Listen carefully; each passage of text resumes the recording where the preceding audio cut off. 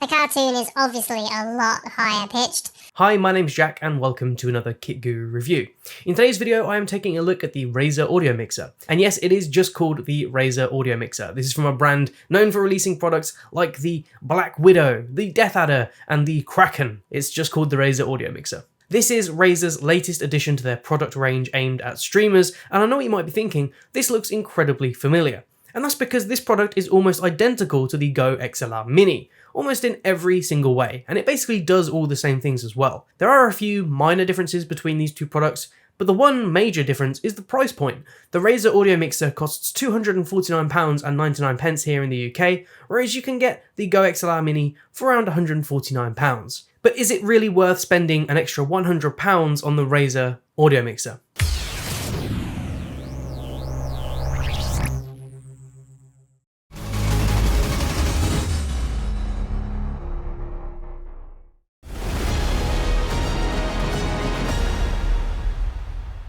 Starting with the unboxing, the Razer Audio Mixer comes in typical green and black Razer packaging. It has some nice foiling here on the front as well, and it includes all the key info about the product. Opening the box up, we get a welcome card and a quick start guide. Then you get the mixer itself, which comes in a soft fabric carry case, which is a nice touch. You also get a braided USB-C to USB-A cable, two 3.5mm to 3.5mm braided cables, and two of these ground loop isolators.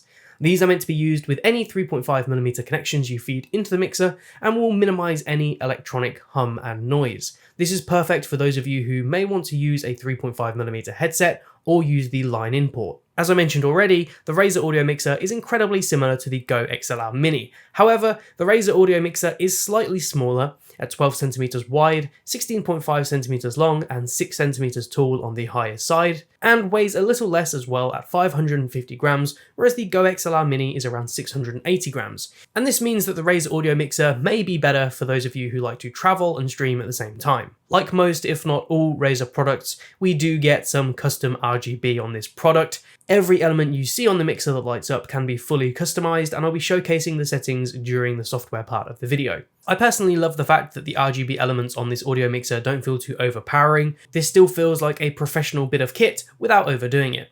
One slightly annoying thing about the RGB on this product is that you can't sync it across your other Razer peripherals. So there's no option in Synapse to synchronize it with your keyboard, mouse, or headset or anything like that. It does have to be entirely independent. Now, is this really a huge issue? Well, for those of you who like to synchronize all of your peripherals, it might be.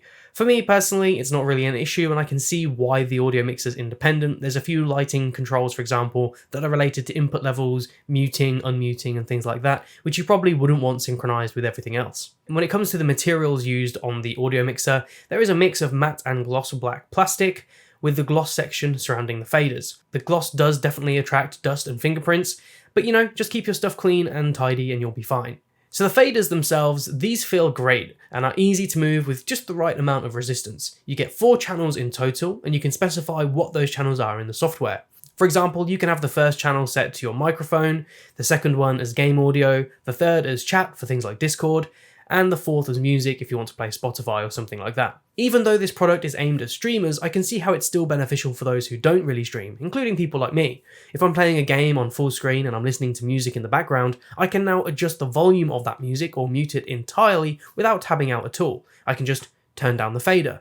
It's worth noting that the faders on the product aren't motorized, so if you edit the volume of the channel in your software via Synapse, it won't lower the slider on the device to reflect that, which is a bit difficult to wrap your head around, so you're better off just using the faders when you need to.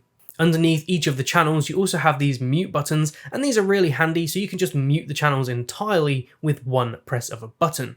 Underneath the mute buttons on the bottom left, you have this bleep button. Now, I can understand using this if you do use bleeps in your streams, but if you don't, this is just a completely useless feature, and what makes it even more useless is the fact that you can't actually attribute any other sound to this button. So there's plenty of streamers out there who have specific sounds in their streams, and what would have been really good is if Razer allowed you to map that audio to this button. But unfortunately we don't get that. Instead, this feels like it's just lifted directly from the Go XLR Mini with no real thought about the use of the button. Finally, on the bottom right, you have your microphone mute button, and this will mute your XLR or 3.5mm inputs depending on what you selected in Synapse. All of these buttons are quite spongy feeling, and I definitely prefer something with a more tactile feel. I understand that Razer's gone with like what most audio mixers do, but I think for gamers, maybe releasing something that thinks outside the box a little bit and offers mechanical buttons might actually have been quite good. At the same time, I understand that these buttons make virtually no noise, so they're not going to be interrupting your streams in any way, but come on, you're Razer. I'm sure you can come up with a silent button that's tactile that people can use.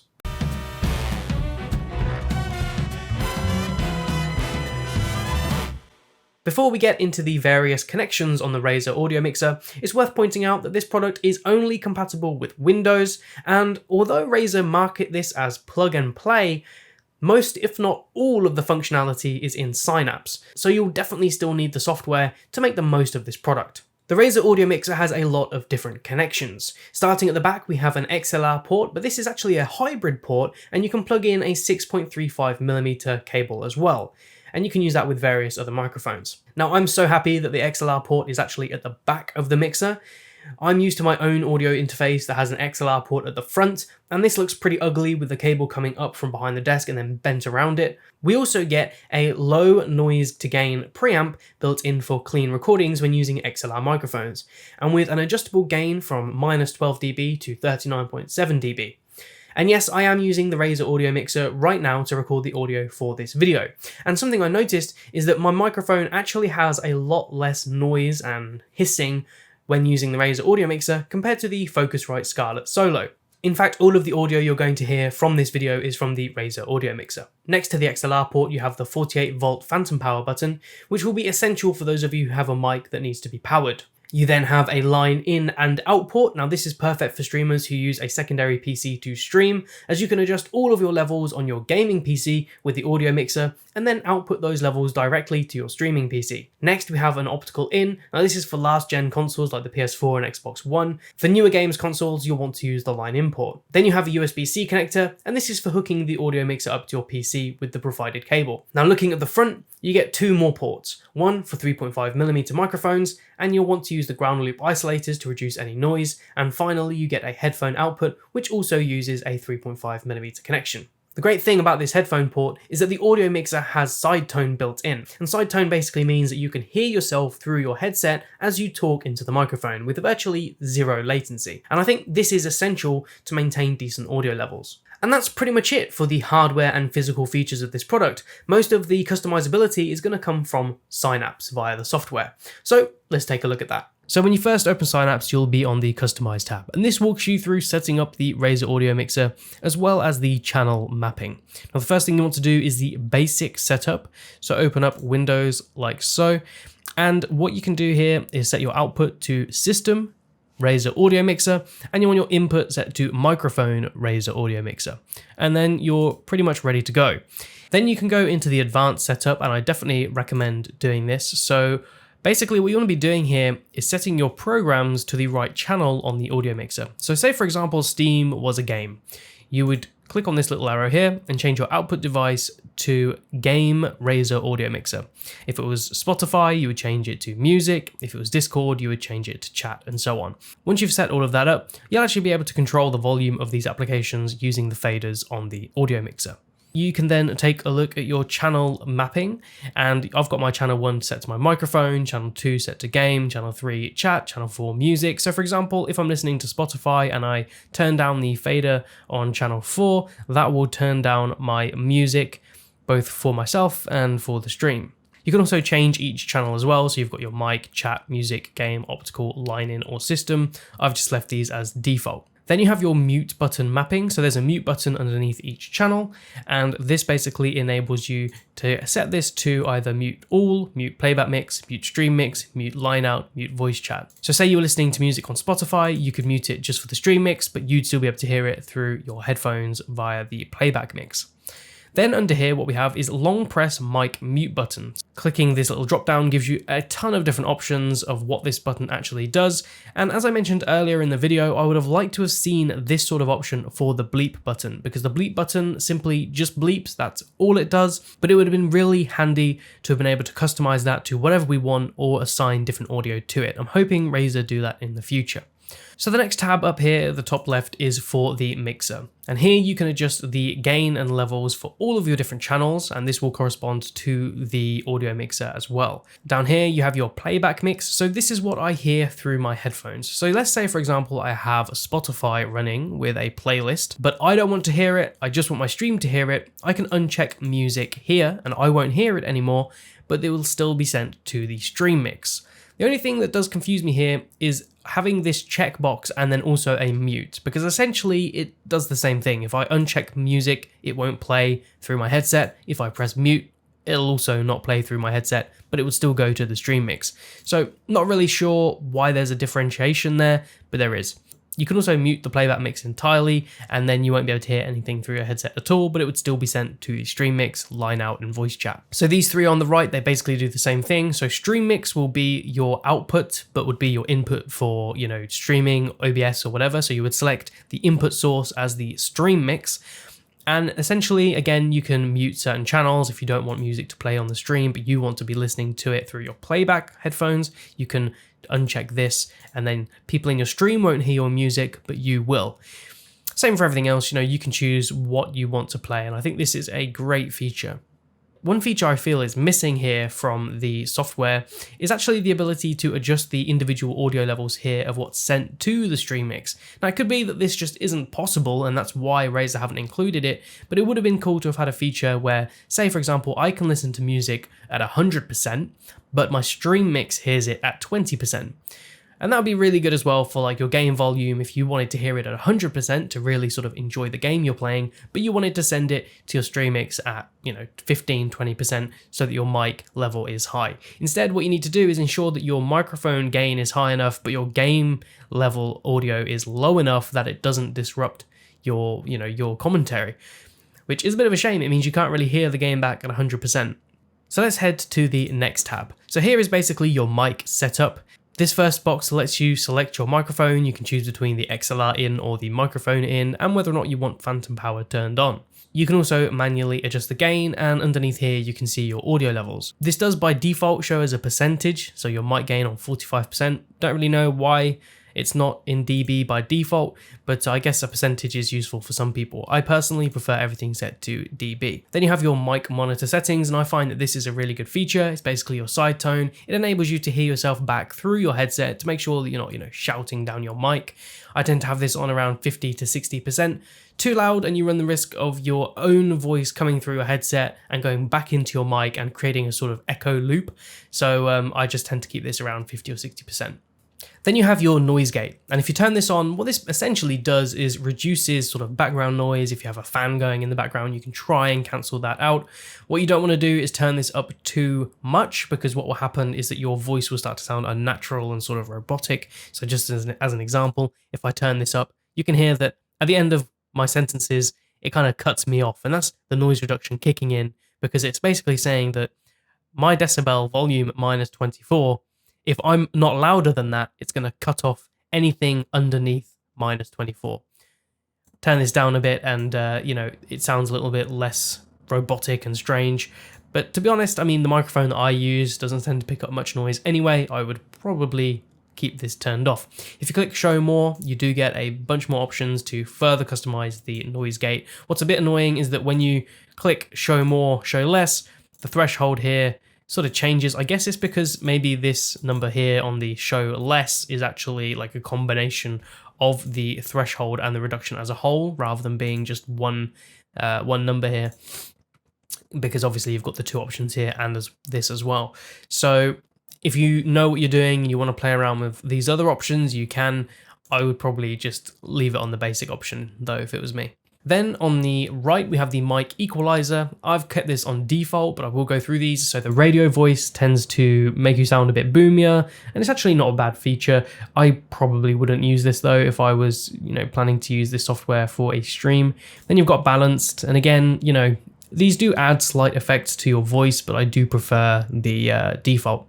Then you have mid-focused, and I think this sounds a little bit muffled. It's not really a setting I would use.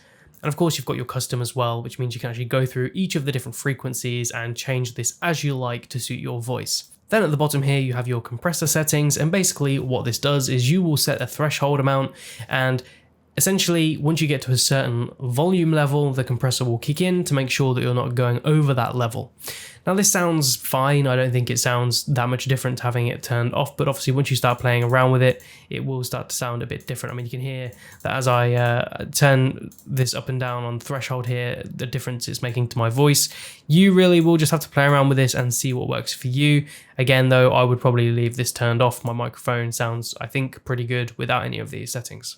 So in all, it's great to have these, but obviously just be careful what you turn on because it can negatively impact your voice sometimes. So the next tab up here is for the effects, and the first is the voice changer. Now you get 4 different options here, and I'll turn these on. So you get a cartoon voice, which is basically just a high-pitched voice.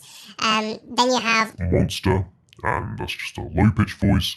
And then you have low-pitched again. And these two don't really sound that different, so I'm not really sure why they exist like this. Then you have high pitch, and again, it's basically like the cartoon because they're very similar. The cartoon is obviously a lot higher pitched than high pitch, but you know, if you want to use this, if you're a streamer that uses a voice changer, then I guess you'll find these features useful. Personally, for me, I most likely would never use these. Then underneath the voice changer, you have your echo and reverb. Again, I don't think many people are going to use this, although it might be useful if you're a singer, for example, and you want to add a bit of reverb to your stream without having to run it through some other kind of plugin. So turning this on, you can hear there is some echo and reverb added to my voice. You can change the environment as well. So if it's a library, a chapel, there's also an arena setting, which obviously adds a lot more reverb. You've got the marble room. Then you've got the small concert hall, and then you can customize it entirely however you like. Now, although it's likely that the echo and reverb options here won't be used by most of you, at least they're there, and for a small handful of people, it's a pretty good feature to have. Then finally, you have options for the line in, which is a key shifter and vocal fading, but obviously I can't show that as I'm using an XLR mic right now. Finally, you have your lighting tab. Now, I'm not going to go through everything on here because we'd be here all day, but essentially you can change every single element of the mixer that has RGB. Now, most of these have different effects as well. So for example, you've got your Razer word mark. You can turn it off entirely, or you can change it from spectrum cycling, static, breathing, and of course then, you know, the colors you want to choose. You can also change the fader base, the channel mute colors, your bleep button colors. As I said, everything here that lights up can be customized. Now, one thing I do want to point out is that the audio mixer itself doesn't have any kind of clipping LED. So for example, if you start shouting into your mic and you're going way over the gain and you start clipping, there's no way to actually see that on the mixer. Now there is a slight workaround for this. What you have to do is go to fader background, change your fader mode to input meter, and then change your channel 1 color to red. And what will happen is that as you talk, the input levels will be visible on the channel that you've assigned this to. Now this is handy, but again, I don't think it's a full-on fix, and I wouldn't rely on this 100% to sort of identify your audio levels.